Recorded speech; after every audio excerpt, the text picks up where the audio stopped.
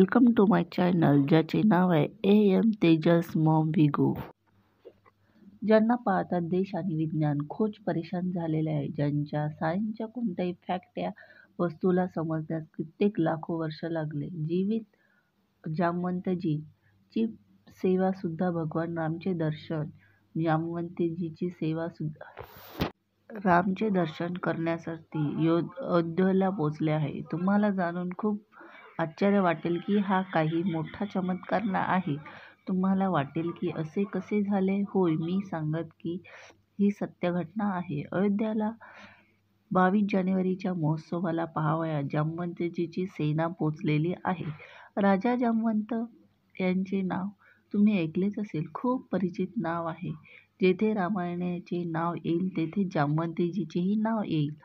मित्रांनो, सती युगामध्ये ब्रह्मदेवाच्या अश्रूपासून त्यांची निर्मिती झालेली होती.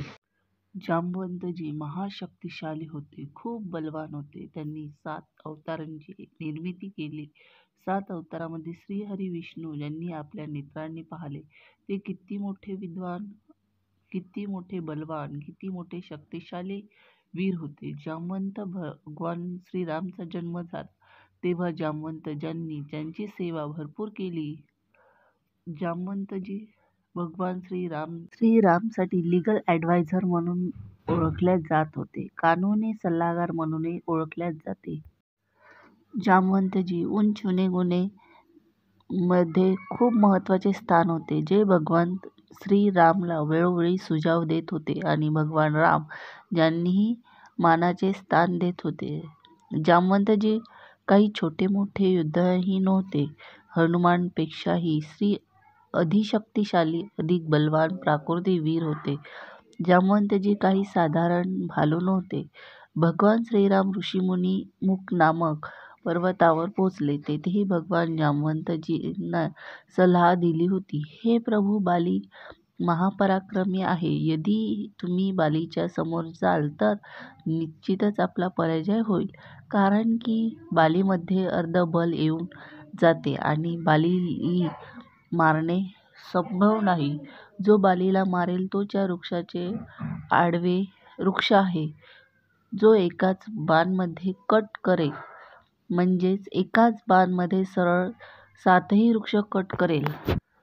जो एकाच बाणामध्ये कट करू शकेल. भगवान रामने परीक्षण केले. 7ही वृक्षांना एकाच बाणाने कापले आणि बाली श्रीरामाच्या हाताने वीरगती त्वचा झाले. आता आपण पाहूया माता सीताची खोज करण्यासाठी वानरांमुळे इकडे तिकडे पाठवत होते. जामवंतजी हनुमानजी अंगदजीलाही एक नई सैनिक तुकड्याची कमान सोपवली. त्यांची सैनिक तुकडी दक्षिण दिशाकडे गेली होती. मित्रांनो, भगवान श्रीराम म्हणाले, वीर सुनो वीर, अंगद हनुमान जामवंत मतधीर सुजाना, एक कल सुवत दक्षिण दिशा जाओ. सीता खुद पूछे काऊ की तुम तिघेही एक सैनिक तुकडी सोबत दक्षिणेकडे जा आणि तेथे सीताला पाहताच प्रयास करा. व जामवंतजी मोठ्या भावाने संपातीने सांगितले तेव्हा समुद्रामध्ये वानरसेना पार करू शकत नव्हती. तेव्हा जामवंतजीने आपल्या बलाचे वर्णन करून जेव्हा बलीसोबत छल करण्यासाठी भगवान श्रीहरी विष्णूचे वामन अवतार धारण केले होते, त्यावेळेस खूप तरुण होते. 7 प्रदर्शना भगवानच्या विराट स्वरूपाची केली होती. जिनोने 3 पगों संपूर्ण लोकांना नापलेले होते. पण प्रदर्शना करते तेव्हा माझा पाय एक माई गुरु नानक तेथे एक ऋषी तपश्चर्या करत होते. त्या ऋषीच्या आश्रमाला छू गया. या ऋषीने मला श्राप दिला की जा तू बुडा होशील तेव्हा शक्तीचा ऱ्हास होईल. परंतु मी आजही समुद्र लांघू शकतो.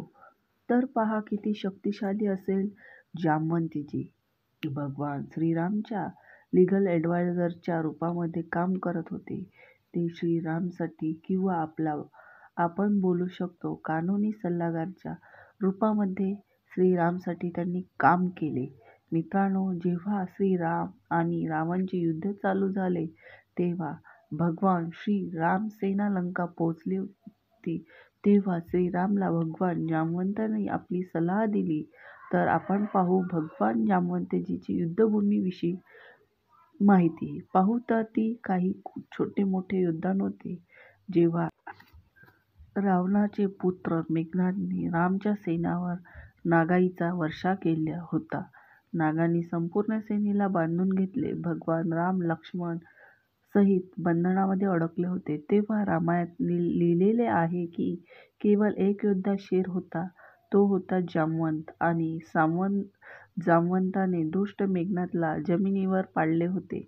पाडले असताना त्यांना गोल गोल घुमवून लंकेमध्ये फेकले होते.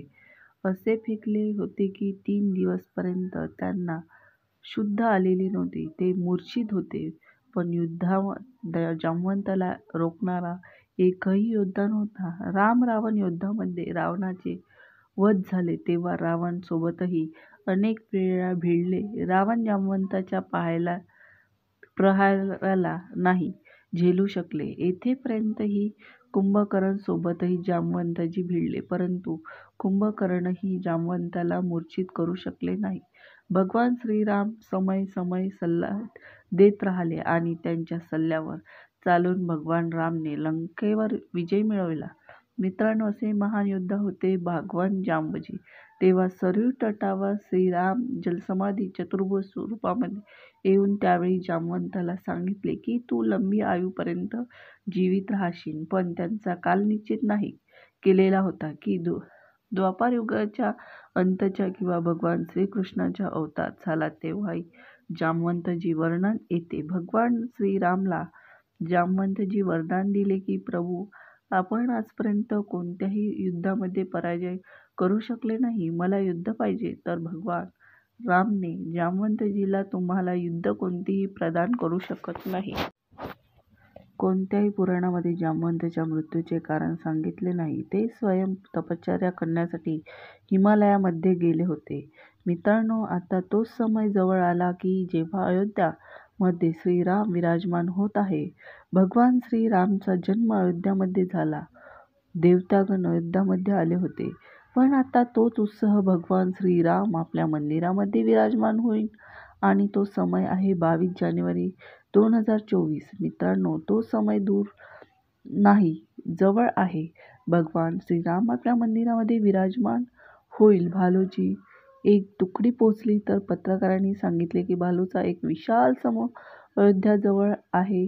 त्यामध्ये सर्वात जास्त संख्या ही भालूची होती आणि ते अयोध्याजवळच आहे. का बरं झाले असेल तर ते सुद्धा भगवान रामचा उत्सव पाहावयास आला असेल. तो नजारा पाहायचा असेल की इंडियाचे प्राईम मिनिस्टर कोणत्या प्रकारे विराजमान करणार आहेत श्रीरामची मूर्ती. त्या समारोहामध्ये प्रधानमंत्री व्ही. योगी आदित्यनाथ, आनंदीबेन पटेल आणि मोठमोठे VIP दिग्गज व्यक्ती तेथे येणार आहेत. अनेक खेळ व्यक्ती सुद्धा तेथे पोहोचणार आहे. पण जेथे येणार आहे तेवढी सुद्धा सुरक्षा एजन्सी आहे ज्यांना सुद्धा सुरक्षा चौकन्या करण्यासाठी सांगितले आहे.